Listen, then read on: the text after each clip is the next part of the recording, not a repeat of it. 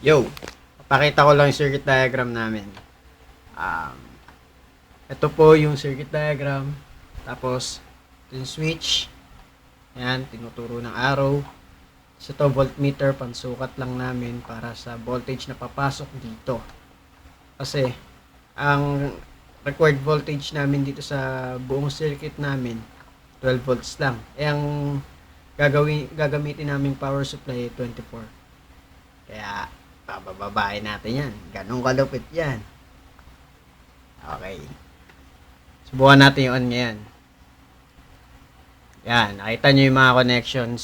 Yung daloy ng kuryente. Pula, positive. Tapos yung green, negative. Makikita nyo gumagalaw, bumababa. Tapos, yung papasok na kuryente sa ating buong circuit na to ay 11.31 volts lang. Kaya, kakayanin to ng circuit natin. Walang puputok na LED, tsaka walang masisira sa ating mga load. Yan. Nagpa-function pa rin naman yung LM dahil ayun nga talaga function niya, di ba? Siyempre. Yan. Itong mga to, ito yung mga pantap natin sa tubig. Yung mga putol na wire na yan. Pagka nag-connect yan, abangan ang mangyayari. Game. Yung level 1, pagka umakit ang tubig sa level 1, tsaka magko-connect yan dahil ang tubig ay conductor. Alam natin yan dahil sa theory, sa physics. Yan. Yun natin, umilaw na.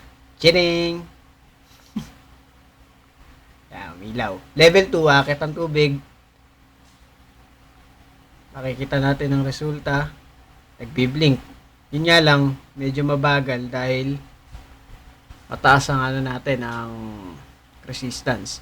Ngayon, pagka pinarallel natin yan dito sa isang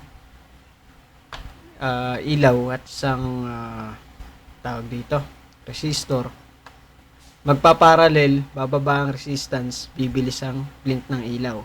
Subukan natin. Pero, hindi pa kagad iilaw yan dahil nga hindi pa siya umabot sa level 3. Pagpalagay na natin na umabot sa level 3 ang tubig natin, chining, ayan, bibilis na ang ilaw niyan. Ganun kalupit yan. Tapos, ayan na.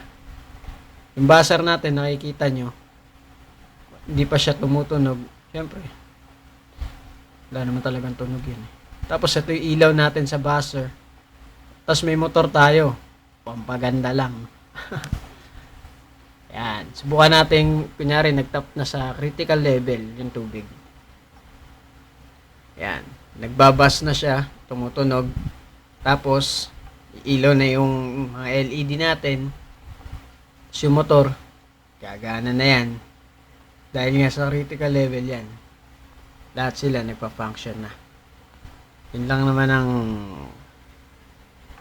nagawa namin eh. Ayos. Ayos. Ayos na. Bye-bye.